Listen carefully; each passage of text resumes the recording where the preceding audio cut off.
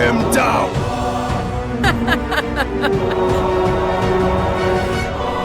Mother, no!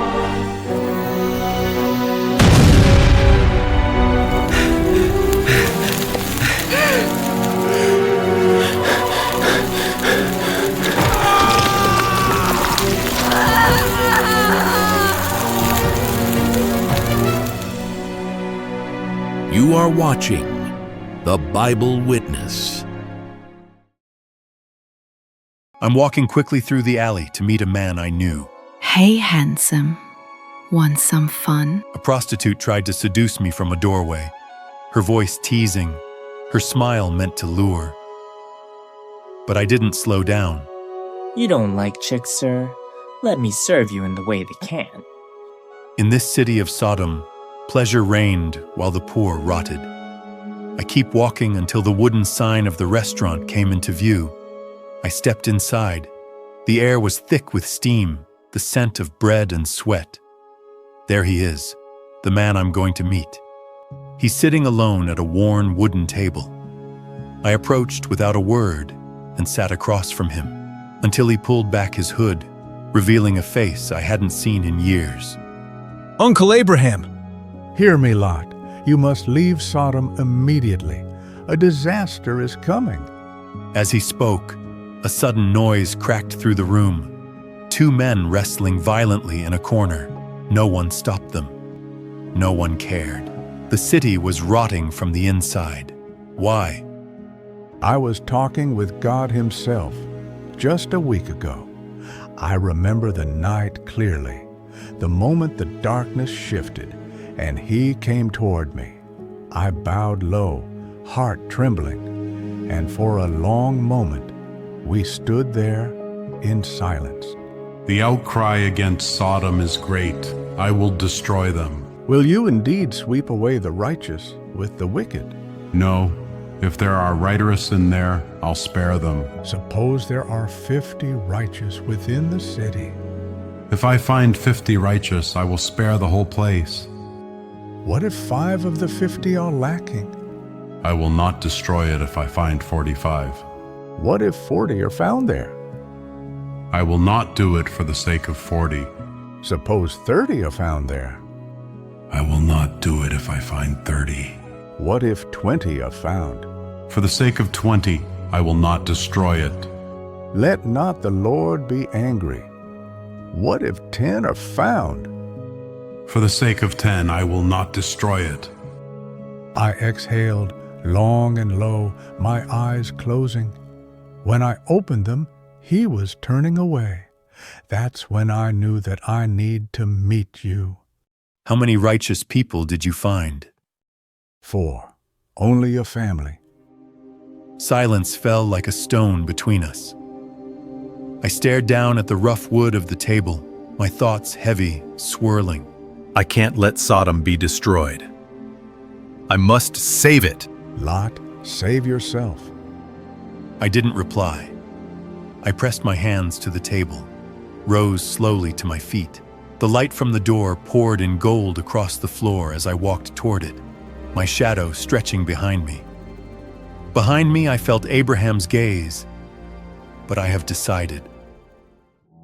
I thought my meeting with Uncle Abraham was kept secret, but it's not. Not to supernatural beings. Somewhere, far from the flickering oil lamps and murmurs of the tavern, Azrael watched me. On the table before them, a crystal orb glowed violently, and within it, my face. He knew everything. Interesting. When I arrived home, I saw my wife sitting at the table, fingers clenched tight around something. Salt. We don't have much left. She was living in her own mind, just like I'm living in my own mind too. She turned, finally, her eyes catching mine, but I was far away, still watching fire fall on cities in my mind. We have no money left. Not even enough to buy salt. I barely heard her. Her words floated past me like distant noise. I was home, but I wasn't really there. My mind was still echoing with Abraham's voice. She watched me sit down. I could feel her holding back all the words she wanted to throw, I couldn't even look at her. My finger tapped a slow, quiet rhythm into the wood, the only sound I could make. I'm still watching fire fall on cities in my mind.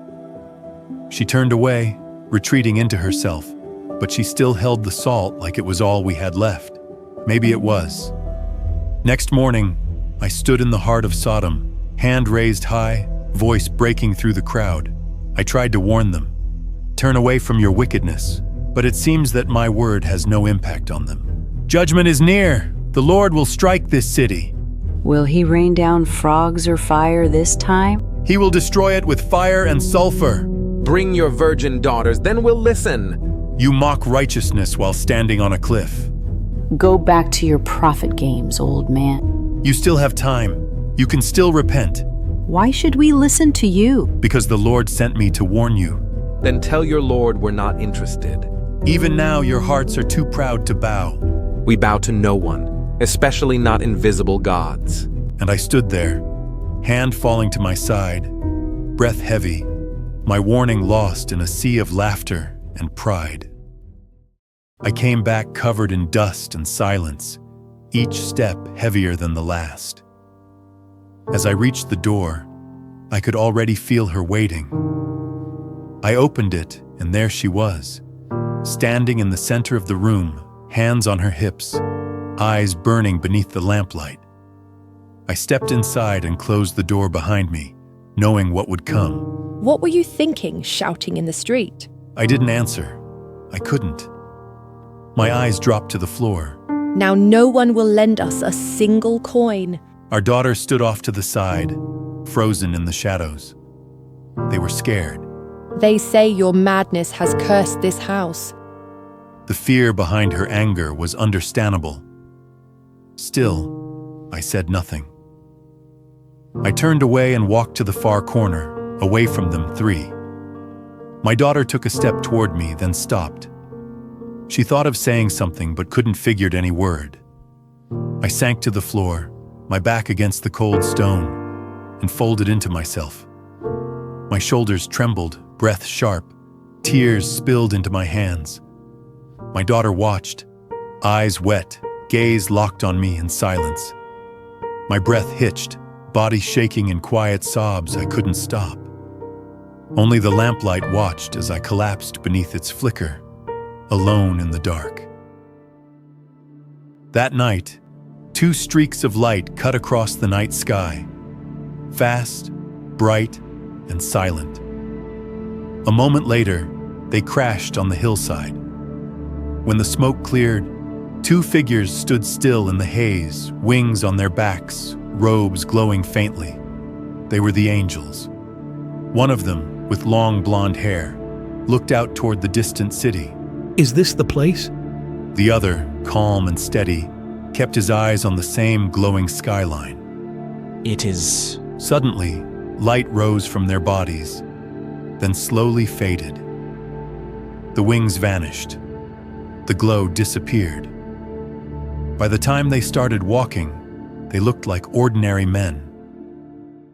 Azrael stirred from stillness. The boy beside him clung to him in sleep, unaware. But Azrael's body had tensed. He had seen something. Without a word, he rose, the silk sheets sliding off his shoulders, bare chest rising with silent breath. Across the room, the crystal orb on the table was no longer dormant.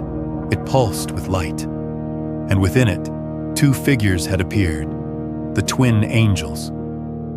Azrael stared into them, unblinking. The violet light inside his eyes intensified. A cold edge formed at his lips. His jaw clenched. The moment had arrived. I'm leaving, before dawn if I must. Finally, you decided. In the corner, our daughters huddled together, hands tight, watching silently. I have warned them again and again, but they laugh, they mock, and they curse God's name. The lamp flickered between us, its gentle pulse marking our silence. Good. The girls remained still, one's arm around the other, watching. But their hearts are stone. We can't change them. Still. I can't bear the thought that I just leave them to burn. That's their choice. I don't know if I still believe they want saving. Then save what you can, Lot, even if it's only yourself. Suddenly, a knock broke the tense silence. I opened it to two young men cloaked in soft light. Their presence was calm, otherworldly. "Please come in." They stepped inside quietly, their shadows long across the dirt floor. I shut the door behind them, latching it slowly, already sensing what was coming. I know who were they. My name is Gabriel. And I am Uriel. We have been sent by the Lord. You must take your family and leave the city. Leave? When? Tonight. Before the sun rises. Wait, leave now? We haven't packed. There's no time to prepare. There is no time. You must leave everything behind. Her eyes widened, tears forming. She didn't ready to leave our belongings behind. It took all our life to make them. All our things, our lives. I stood still as their shadows stretched across the tent walls. Something sacred had already begun to fall apart. They came at night, surrounding my house.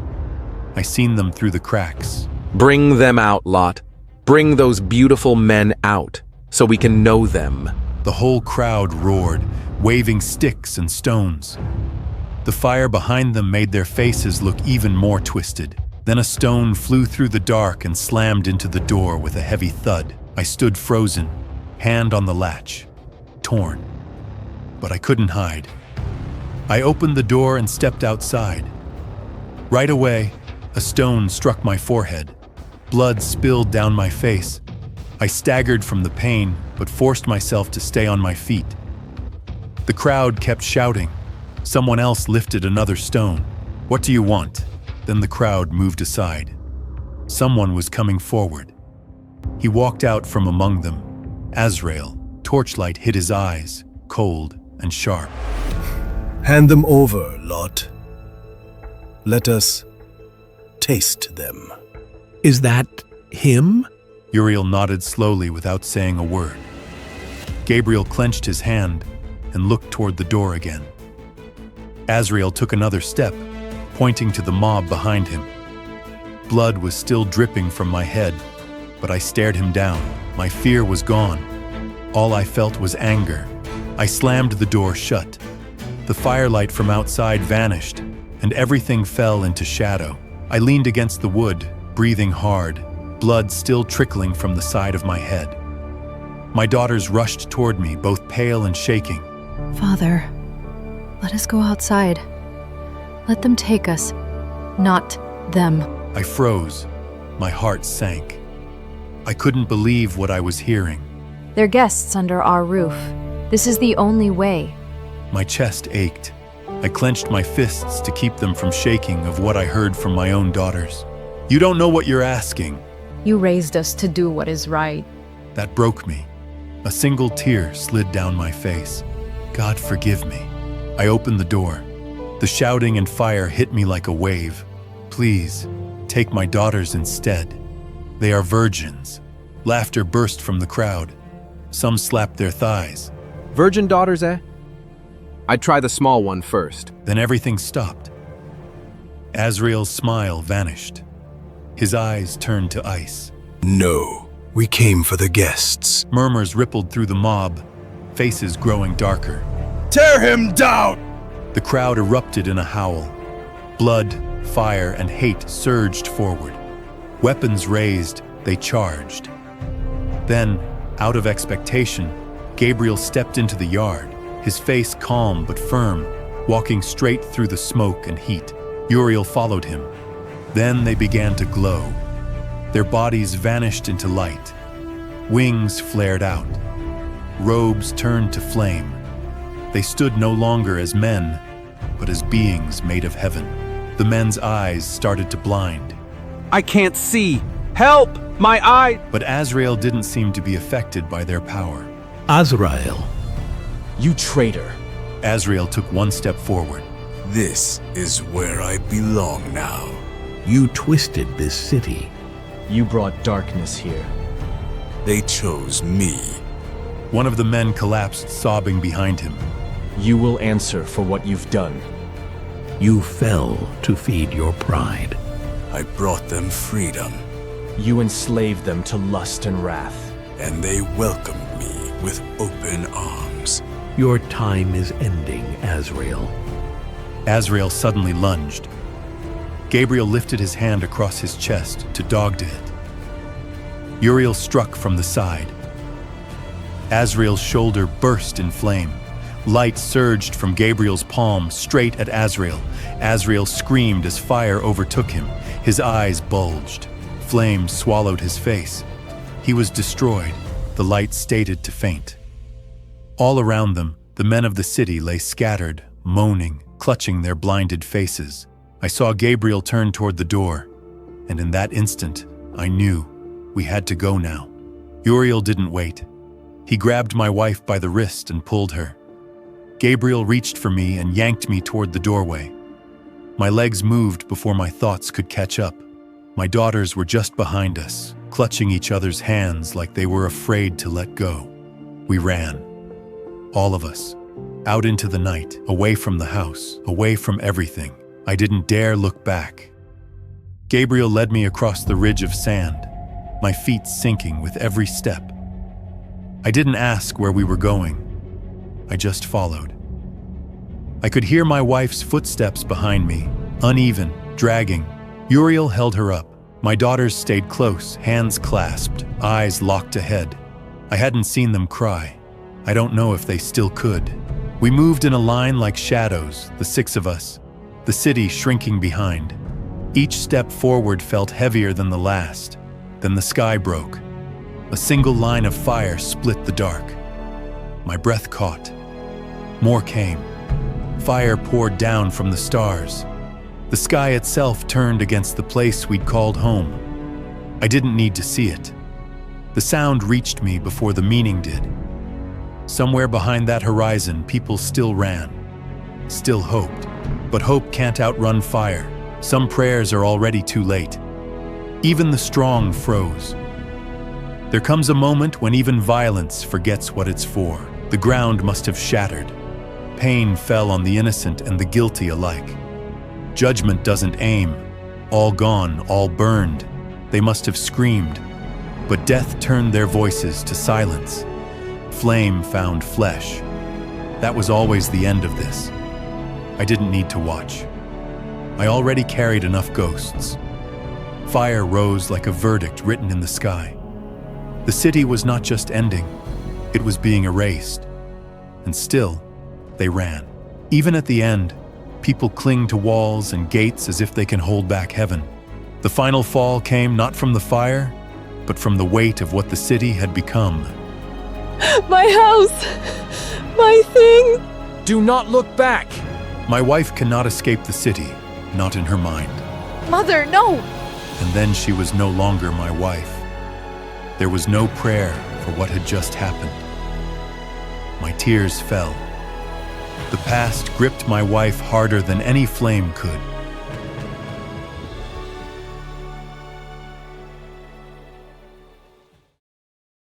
We stopped our journey in a cave. When I looked up, I broke. She was gone. Just like that. I didn't even get to hold her. I wiped my tears, but they kept coming. My eyes blurred, but her face stayed clear in my mind. I lay down, drained. My arm fell beside me. I felt hollow. I closed my eyes. Each breath hurt.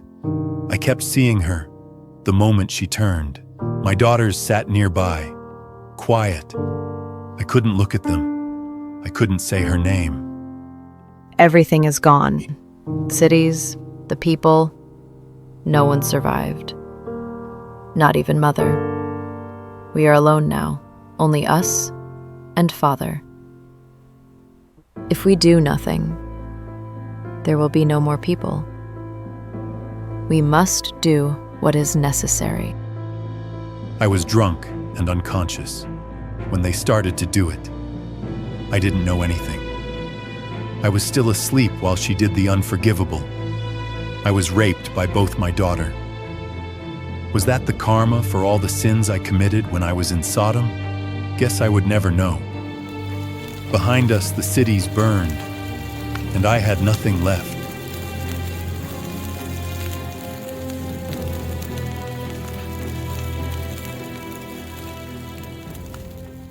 Enoch, the great-grandfather of Noah, was the only man who walked so closely with God that he never tasted death.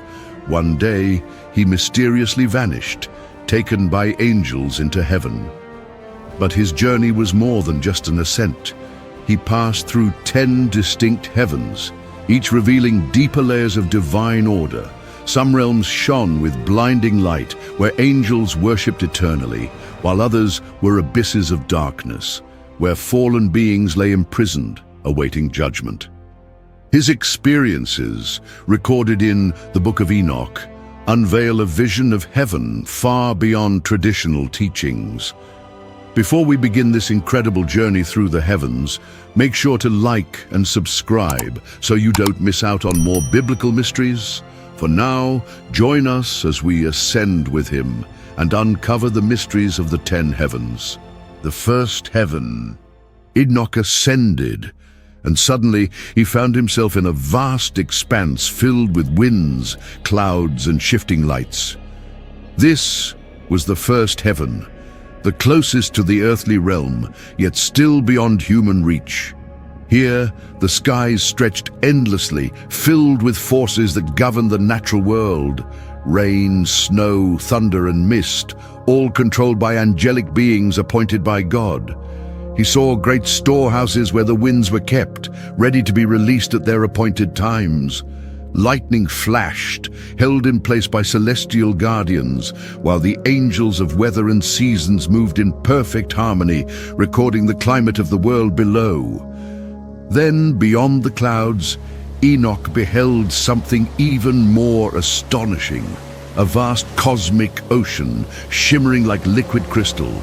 This was the waters above the firmament, the very waters God separated from the earthly seas. Genesis 1:6-7. These waters held a terrifying purpose, for Enoch would later understand that in the days of his great-grandson Noah, God would release them upon the earth to cleanse it of its wickedness. Yet, this was only the lowest of the heavens. Above him lay realms of far greater mystery and power. The second heaven. As Enoch ascended beyond the first heaven, he entered a realm of twilight and despair. The air grew heavy, thick with an eerie stillness. No sun or moon shone here. Only a dim, unnatural glow cast flickering shadows upon a vast prison of jagged black stone. Suspended above a bottomless abyss, great chains stretched across the chasm, binding enormous figures who hung upside down, their once radiant forms now twisted in suffering. These were the Watchers, the fallen angels who had descended to earth, taken human wives, and corrupted mankind with forbidden knowledge. Their rebellion had led to chaos, birthing the Nephilim, giant offspring that ravaged the world. As written in the Book of Watchers, "And I saw the Watchers bound in a terrible place, hanging with their heads downward. And I asked, 'Who are these?' And the angel said, 'These are the ones who transgressed against the Lord, who mingled with the daughters of men. They shall remain here until the great judgment.'" 1 Enoch 21:6-10. Around them stood mighty angels, clad in fiery armor, their faces stern as they wielded flaming swords to guard the prison. No plea for mercy would be heard here, unlike the glorious heaven described in Christian tradition, where angels dwell in eternal worship before God, Revelation 4:8-11. This was a hidden realm of punishment unknown to men. In mainstream biblical accounts, fallen angels are cast into the abyss, 2 Peter 2:4. But here, they are imprisoned within the heavens themselves, far from both God's throne and the earth they once corrupted. But if even angels could suffer such a fate, what awaited sinful men, and what greater mysteries lay beyond? The third heaven. As Enoch ascended into the third heaven, The suffocating darkness of the second heaven gave way to a realm of indescribable beauty. A vast celestial garden stretched endlessly before him, where golden-leaved trees bore luminous fruit, glowing softly like captured starlight. The air was rich with the fragrance of flowers unknown to earth, their scent filling him with peace. Beneath his feet, the ground was covered in grass softer than silk. 4 great rivers flowed through this paradise, carried milk, honey, wine, and oil. At the garden's heart stood the magnificent tree of life, its radiant branches stretching into eternity. Around it, the souls of the righteous, clothed in dazzling white, walked in tranquility, lifting their voices in songs of praise as angels moved gracefully among them. This was paradise, untouched by sin and death, preserved in its purest form. But as Enoch turned, the light dimmed, and a horrifying sight emerged. Beyond the garden's edge yawned a massive chasm, tearing through the heavens like an open wound. Unlike the flowing rivers of paradise, this abyss seethed with smoldering darkness and searing flames. From within, agonized wails echoed, the voices of the damned, imprisoned in torment for their defiance of God's law. Here, sinners writhed in invisible chains, their suffering unbearable yet incomplete, for their final judgment had not yet come. A river of molten lava, thick like liquid iron, flowed endlessly into the depths, feeding the abyss. Towering angels of punishment, clad in blackened steel and crowned with fire, moved among the condemned, their eyes glowing like embers. They wielded whips of flame and spears wreathed in lightning, carrying out divine retribution with neither mercy nor hesitation. Unlike traditional teachings that separate paradise and hell, Enoch saw both realms coexisting within the third heaven. The righteous and the condemned were divided, yet they remained in a state of waiting, their final fate still unfulfilled. Here, heaven was not just a place of reward, it was also a place of judgment, where destinies were sealed long before the final reckoning. If even the righteous must wait for their final reward, what greater mysteries awaited in the heavens beyond? The fourth heaven. As Enoch ascended into the fourth heaven, he entered a realm of dazzling radiance, unlike the paradise below or the abyss of the fallen. The sky stretched endlessly, filled with celestial bodies moving in perfect harmony. Before him, the sun, moon, and stars were not mere lights but mighty forces, each governed by angelic beings of immense stature. The sun burned with divine fire, the moon glowed with silver brilliance, and the stars pulsed as if breathing in celestial rhythm. Legions of angels moved with purpose, clad in garments woven from light. Some recorded the passage of days on golden tablets, while others tended colossal spinning mechanisms, wheels of fire and crystal that marked the flow of time. These were the celestial timekeepers, guardians of cosmic order. One angel turned to Enoch and said, "The sun does not rise by its own will, nor does the moon wax and wane by chance. All things follow the decrees of the Most High." Genesis describes the celestial bodies as creations of the fourth day. But Enoch saw more, a hidden realm where angels maintained the very fabric of time. If even the stars were ruled by unseen forces, what greater mysteries awaited above? The fifth heaven. As Enoch ascended into the fifth heaven, the radiance of the fourth heaven faded, replaced by a vast and desolate expanse where silence reigned. No light shone, no angelic choirs sang, only a great army of towering warriors. The wingless angels stood in endless ranks, motionless, their heads bowed in sorrow, their faces were solemn, their armors dark, and an overwhelming sense of despair hung over them. At first, they did not stir, as if time itself had frozen them in place. But when they beheld Enoch, a great cry arose, shattering the silence.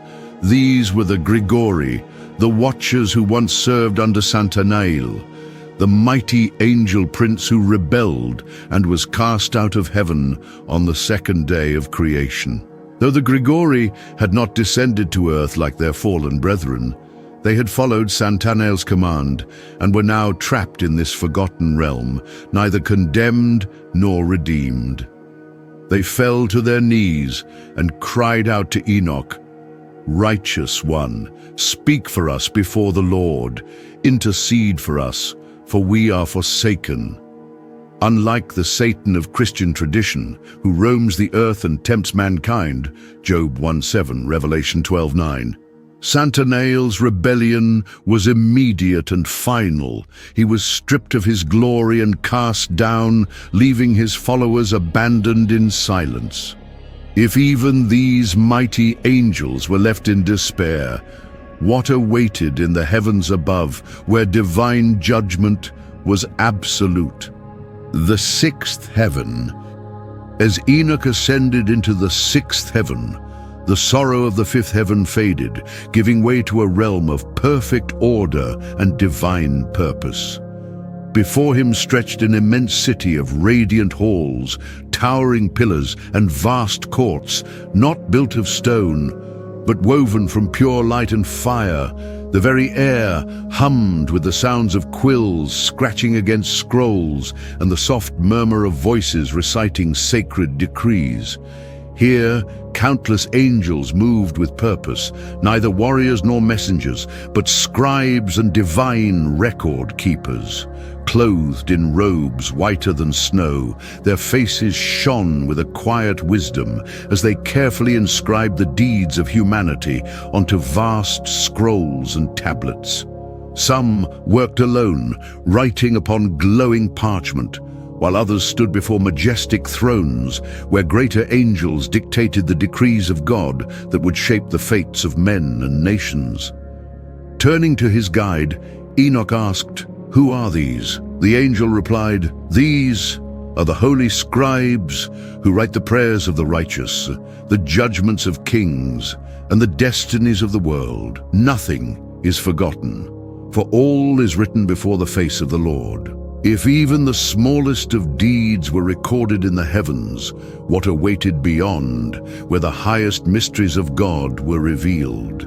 The seventh heaven.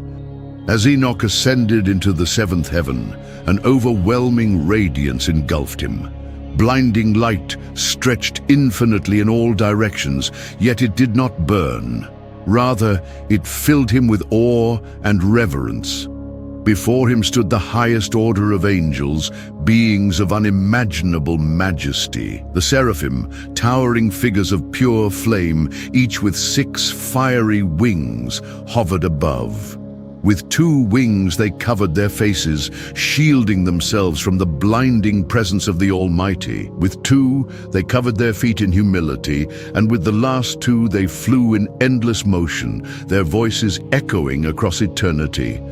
"Holy, holy, holy is the Lord of hosts.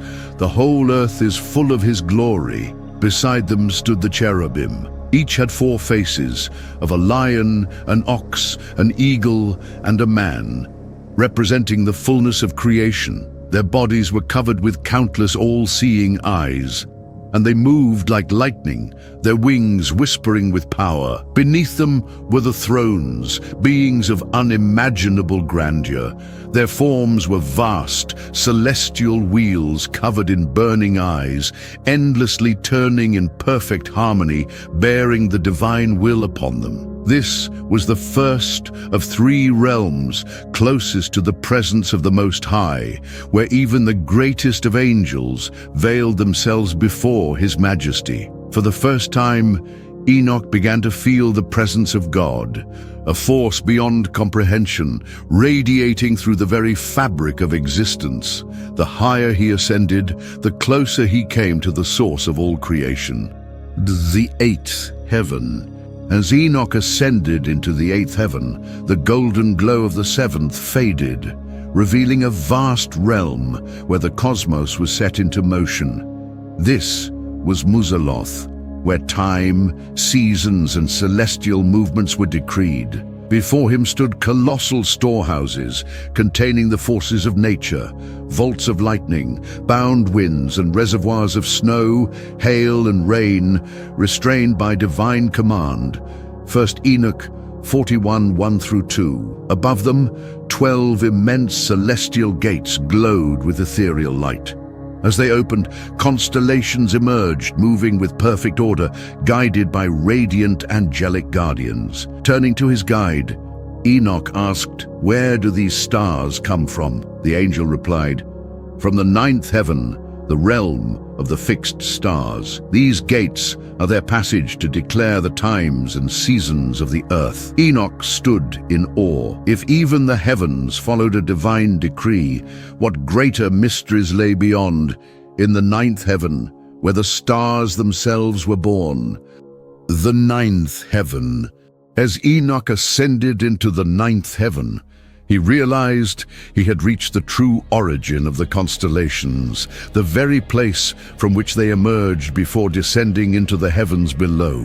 Unlike the celestial realm of the eighth heaven, where the stars moved through gates to mark the passage of time, this was Kuchavim, the foundation of the heavens, where the great luminaries had been established since the dawn of creation. All around him, Enoch beheld colossal spheres of burning radiance, far more brilliant than the sun and moon of the lower heavens.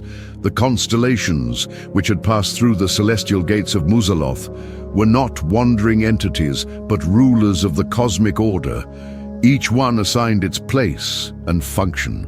12 mighty constellations, representing the signs of the zodiac, stood arrayed like kings upon a divine map, their presence dictating the times and seasons of the world below. Between them, immense angelic sentinels moved with solemn grace, their robes woven from starlight, their eyes reflecting the boundless depths of the universe. Some stood watch over the ancient, unshifting stars, while others guided newborn luminaries into their destined places. Turning to his guide, Enoch asked, "Is this the highest of the heavens?" The angel replied, "No, for above this realm is Aravoth, the 10th heaven, where the Lord of all creation dwells upon his eternal throne." Enoch's spirit trembled, for he knew that beyond this domain lay the final ascent, the place where no created being could enter unless summoned by the Almighty himself. The 10th heaven. As Enoch ascended into the 10th heaven, all that he had known, the vast constellations of the 9th heaven, the celestial storehouses of the 8th, the angelic hosts of the lower realms, vanished into insignificance. He entered Aravoth, a realm so far beyond human comprehension that even his senses struggled to grasp its existence. Sight, sound, and time lost all meaning. It was not a place, but a state of pure divine presence, where even the greatest of angels trembled in awe. Here, light did not shine. It was existence itself. Sound did not echo. It was woven into the essence of reality. It was a domain beyond perception, beyond understanding, where even the highest celestial beings stood in eternal worship before the one who ruled over all. At the heart of this realm stood the throne of God, vaster than the universe, radiating a brilliance that no mortal eye could endure, yet no darkness could diminish. Surrounding it were seraphim, with wings of living fire, cherubim with countless eyes seeing into eternity, and thrones moving like endless wheels of light. Their voices, immeasurable in power, seemed as whispers before the one they worshipped. Holy, holy, holy is the Lord God Almighty, who was and is to come. And before this throne stood Michael, the great archangel, his form shining with an unbearable radiance. He turned to Enoch and spoke, "Behold, you have been brought before the Lord, the King of Kings, to receive the secrets of heaven and earth, of time and eternity. But know this, Your journey does not end here." Michael then declared the will of the Almighty. Enoch would remain in the presence of God for all eternity, never tasting death. However, before his final ascension, he was to return to earth one last time, to deliver God's messages to mankind. Through him, the divine mysteries were to be written, the revelations of heaven and the warnings of judgment preserved in the book of Enoch. Then, when his task was fulfilled, God would summon him once more, lifting him beyond mortality. No longer a man, he would be transformed into Metatron, the highest of all angels, clothed in robes of fire, his body turned into pure celestial light. His form would expand to fill the heavens, and upon him God would bestow 72 wings, each more radiant than the stars, and 365,000 eyes, so that nothing in creation would be hidden from his sight. His voice would echo through the cosmos, and he would sit beside the throne as the scribe of God, ruler over the celestial hosts, second only to the Almighty himself. Enoch fell to his face, overwhelmed by the decree. Though he could not fully comprehend the glory before him, he knew his destiny had been sealed by the Most High. In Christian tradition, Enoch's fate remains a mystery. The Bible states Enoch walked with God, then he was no more because God took him away. Genesis 5:24. Unlike the book of Enoch, which details his celestial journey, Christian theology does not confirm his transformation into Metatron. Instead, he is seen as a man taken into God's presence, his role left undefined. But in the book of Enoch, his destiny was far greater. He had witnessed the 10 heavens, seen God's glory, and learned the secrets of creation and judgment. His mission was to record these revelations for future generations. For days he wrote of the righteous, the wicked, and the coming flood. Then his time on earth ended. A great light descended, and before his family's eyes, Enoch was taken once more. Enoch, the man who walked with God, became an eternal witness, forever serving in the courts of heaven. What if there were a book that claimed original sin never existed, and that humanity's corruption was caused by angels? A book that said the great flood wasn't just divine punishment, but a means to wipe out a race of giants who once ruled the earth. And what if it stated that the Messiah never walked among us and never died on the cross? If this sounds heretical, you might be surprised to learn that this book was once quoted by the apostles and revered by early believers. The Book of Enoch, attributed to Enoch, the great-grandfather of Noah, claims to reveal hidden knowledge absent from the Bible. Its themes echo throughout the New Testament, particularly in Jude and Revelation, suggesting that early Christian writers were familiar with its contents. Yet the Roman Church rejected it, and it disappeared from mainstream Christianity, surviving only in the Ethiopian Orthodox tradition. But what secrets does this forbidden book hold? It consists of 5 sections, each revealing divine mysteries: the Book of the Watchers, the Book of Parables, the Book of Dreams, the Epistle of Enoch, and the Astronomical Book. Before we uncover these ancient writings, don't forget to like this video and subscribe. Now, let's begin with the Book of the Watchers, the most controversial part of Enoch's lost prophecy. The Book of Watchers. The Book of the Watchers begins with a shocking revelation. 200 angels, led by Semjaza, descended to earth from the heavens. Their mission was to watch over humanity, but instead, they succumbed to desire.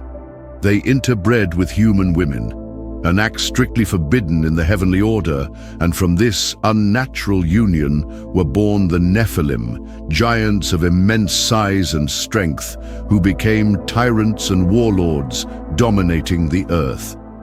This account expands on a brief and cryptic passage in Genesis 6, 1 through 4, which mentions that the sons of God saw that the daughters of men were beautiful, and they took them as wives, and that from them were born the Nephilim.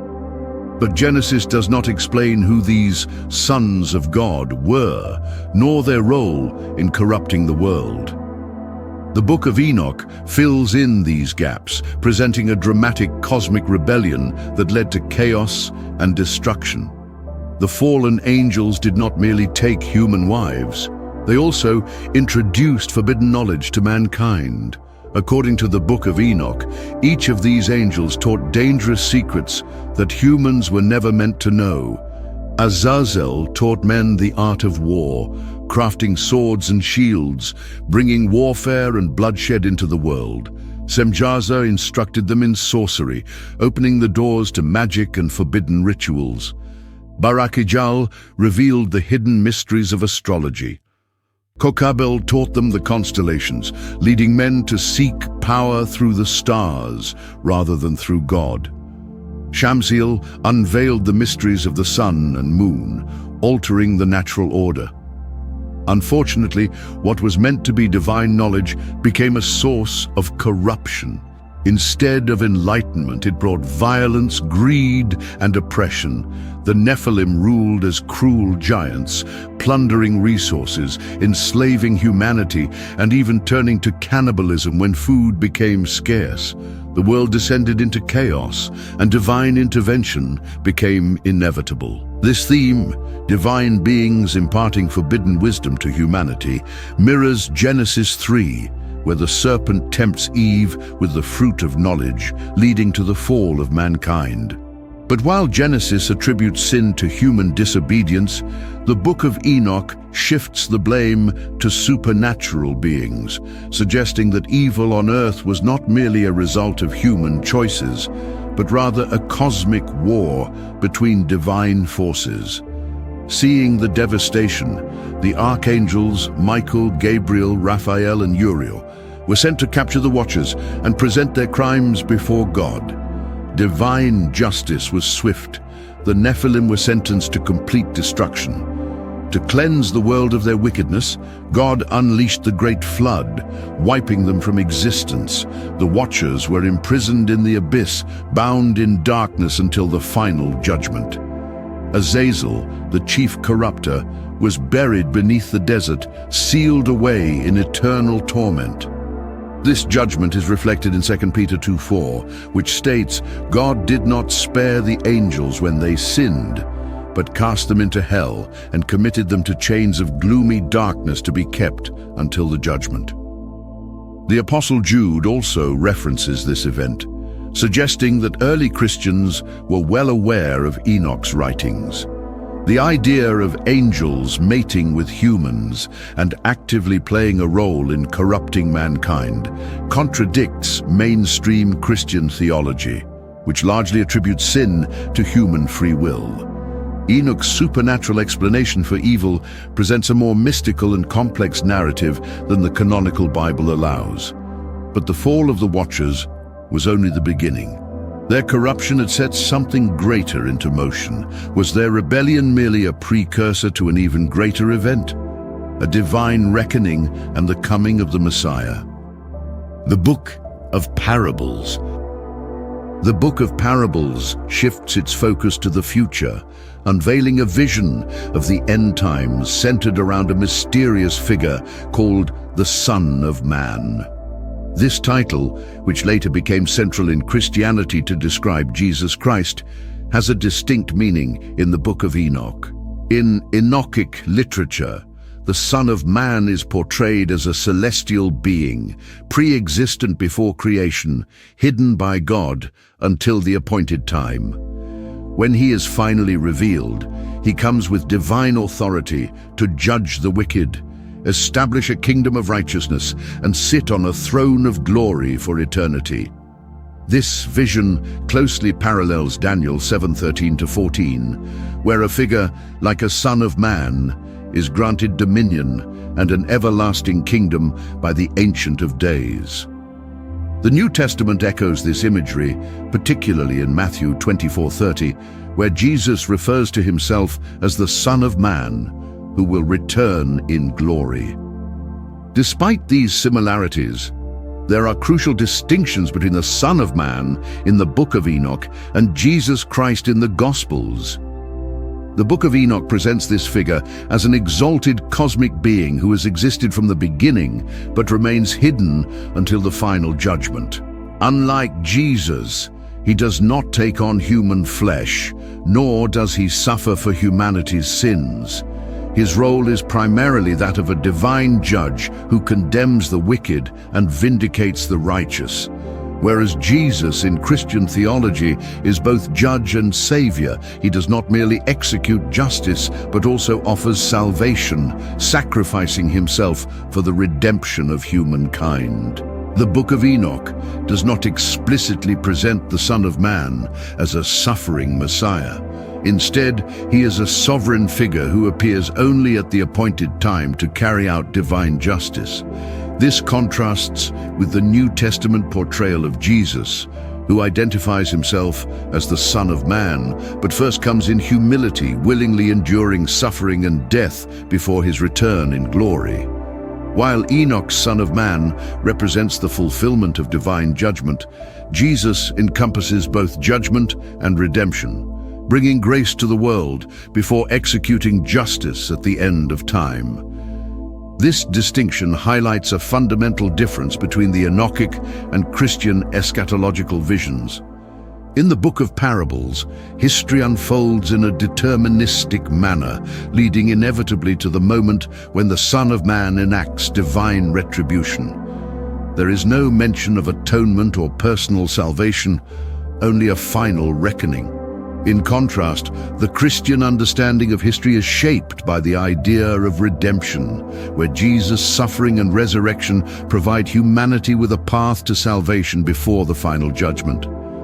Could these differences indicate an evolving messianic expectation, where ideas about divine judgment and salvation developed over time? Or do they reflect separate traditions that later converged in Christian theology?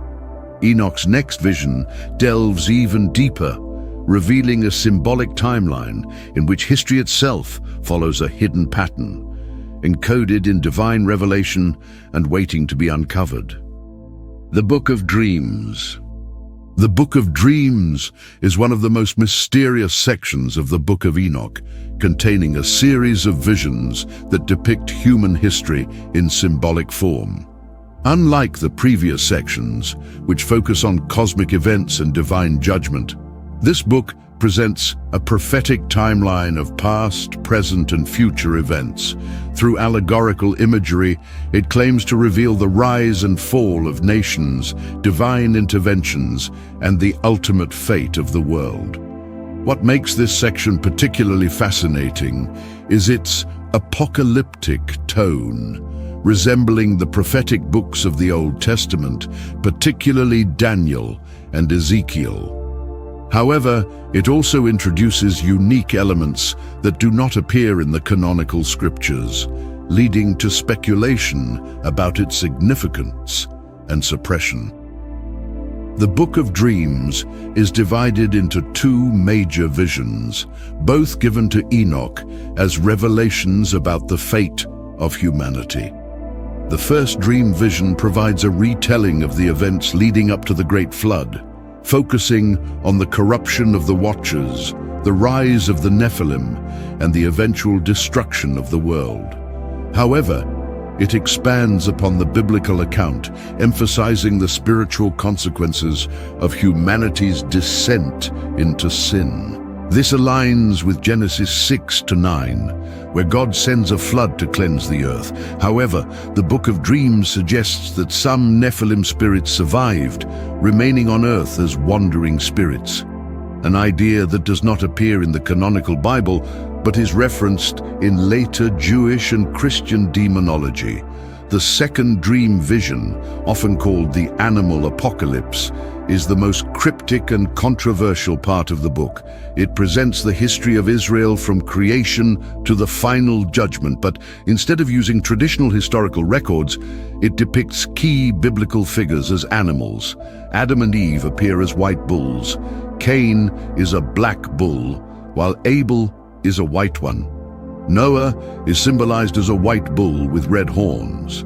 The Israelites are represented as sheep, while their enemies, Egyptians, Assyrians, and Babylonians, are portrayed as wild beasts. This vision mirrors the structure of the book of Daniel, which also uses animal symbolism to represent empires and rulers.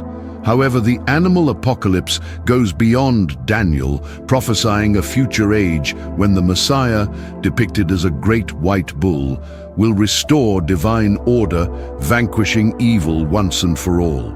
If history is written in symbols and visions, then perhaps the Book of Dreams was only a prelude to something even greater. But Enoch's revelations did not stop there. His next vision claimed to unlock the mysteries of the final judgment of all souls. The Epistle of Enoch. The Epistle of Enoch delivers the most solemn and direct warning in the Book of Enoch, a final, inescapable judgment where every soul will face the consequences of their actions. Unlike the earlier sections, which describe celestial events and hidden knowledge, this part focuses entirely on the moral and cosmic fate of humanity. While it shares some similarities with the Book of Revelation, it also presents a distinct vision that diverges from the biblical narrative in key ways. In the Epistle of Enoch, humanity is divided into rigid categories based on righteousness and sin. Those who have followed divine law and lived in purity will be welcomed into God's eternal presence, where they will experience unending joy and divine favor. Their names are inscribed in the Book of Life, and they will inherit a renewed creation free from corruption. This echoes the promises found in Revelation 21:1-4, where a new heaven and earth replace the old. Yet Enoch places a stronger emphasis on predestination. Those deemed righteous were chosen before the foundation of the world. Conversely, the utterly wicked, those who have defied God, oppressed the righteous, and spread evil, will be cast into an abyss of fire, a place of eternal destruction prepared for both them and the fallen angels. This imagery is strikingly similar to the lake of fire in Revelation 20:14-15, yet with a significant difference. The Book of Enoch does not suggest a resurrection of the dead before judgment, as in Christian eschatology. Instead, judgment appears final from the moment of death, with no possibility of redemption or restoration. However, beyond these two groups, a third category exists, those neither entirely righteous nor completely wicked. Their fate remains ambiguous. Some interpretations suggest they are separated from the righteous, awaiting further judgment, while others propose their punishment is severe but temporary. Unlike the Bible, which introduces the possibility of millennial rule under Christ in Revelation 24-6, the Book of Enoch lacks the concept of a 1,000-year reign, where some may yet be saved or restored. Instead, it presents a more immediate and absolute division of humanity into fixed destinies. This rigid separation in the Epistle of Enoch reflects a different theological outlook from the Bible's depiction of salvation history. The Book of Revelation presents an eschatological process where Christ's return initiates a final opportunity for restoration and renewal before the ultimate judgment. In contrast, Enoch emphasizes an unalterable cosmic order where each soul's fate is sealed and no future kingdom of grace intervenes. Yet, judgment is not the final revelation Enoch receives. His last vision transcends morality and prophecy, venturing into the mysteries of the cosmos itself. In it, he attempts to unveil the hidden laws governing creation, time, and the celestial realms, secrets that had remained concealed since the dawn of existence. The Astronomical Book. The Astronomical Book, also known as the Book of the Heavenly Luminaries, is one of the most enigmatic sections of the Book of Enoch. Unlike previous chapters, which focus on divine judgment and prophecy, this book shifts its attention to the workings of the cosmos, as revealed to Enoch by the archangel Uriel. It presents a detailed vision of celestial mechanics, attempting to explain the paths of the sun, moon, stars, and winds, not as random natural forces, but as elements functioning under divine law. At the heart of the Astronomical Book is its attempt to describe a structured and ordered universe, but many of its claims contradict modern astronomy. It asserts that the sun and moon are equal in size, and that celestial bodies move through heavenly gates, fixed points in the sky, where they rise and set. The book also describes the seasons as being controlled by angelic forces rather than axial tilt or planetary motion. Most intriguingly, it suggests that stars are living entities capable of sinning and being punished if they stray from their divinely appointed courses. This perspective reflects an ancient worldview in which all elements of creation, even inanimate celestial bodies, are deeply intertwined with divine will. One of its most striking features is its promotion of a 364-day solar calendar, which stands in contrast to the traditional lunar-based Jewish calendar. This calendar, described as divinely perfected, was later embraced by the Qumran community, the sect responsible for the Dead Sea Scrolls, suggesting that certain Jewish groups saw it as a means to restore an ancient, divinely sanctioned method of timekeeping. The insistence on a solar calendar may have also been a rejection of the Babylonian-influenced lunar system that had been adopted by mainstream Judaism. While many of the Astronomical Book's descriptions appear symbolic, they reflect a broader theological point. The universe is not governed by chance or impersonal forces, but by divine order. In the ancient world, astronomy and theology were deeply connected, and early readers of Enoch may not have viewed these descriptions as mere speculation, but as a revelation of hidden cosmic laws. This belief in a structured, God-ordained universe would later influence both Jewish and early Christian thought. Although much of its cosmology is now considered outdated, the Astronomical Book offers valuable insight into how ancient societies understood time, celestial movements, and the relationship between creation and the divine. Whether read as a sacred cosmology, an ancient attempt at science, or a theological allegory, it remains a fascinating testament to humanity's enduring quest to understand the heavens. The removal of the Book of Enoch. The Book of Enoch remains one of the most enigmatic and controversial religious texts in history. Once revered by early Jewish and Christian communities, it was gradually excluded from the biblical canon, surviving only within the Ethiopian Orthodox tradition. But why was it removed? The process of Enoch's exclusion was not immediate, but unfolded over time. In the early centuries of Christianity, some influential church fathers, including Athenagoras, Clement of Alexandria, and Tertullian, held it in high regard, with some even advocating for its inclusion in Scripture. The Epistle of Jude even directly quotes Enoch, Jude 1:14-15, demonstrating its influence on early Christian thought. However, by the 4th century, the book had been largely rejected by the emerging Orthodox Christian tradition. The councils of Laodicea and later church synods played a role in solidifying the biblical canon, favoring texts that aligned with established doctrine while disregarding others deemed too speculative or theologically problematic. One major reason for its rejection was its supernatural content, which presented a worldview that differed significantly from the developing theology of the early church. The Book of Enoch describes fallen angels, the Watchers, taking human wives, teaching forbidden knowledge, and producing the Nephilim, a race of giants. This narrative added a level of complexity to the problem of sin and evil that differed from the doctrine of original sin, which was gaining prominence in Christian theology. Additionally, its detailed descriptions of the afterlife, where different souls receive varying degrees of judgment, contrasted with the simpler, more uniform vision of heaven and hell that would later dominate Christian eschatology.